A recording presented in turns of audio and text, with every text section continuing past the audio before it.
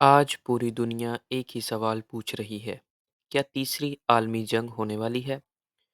रूस और यूक्रेन की जंग, इसराइल और फ़लस्तीन का तनाज़ा, ईरान और अमेरिका के दरमियान बढ़ती कशीदगी और चीन और ताइवान का मसला।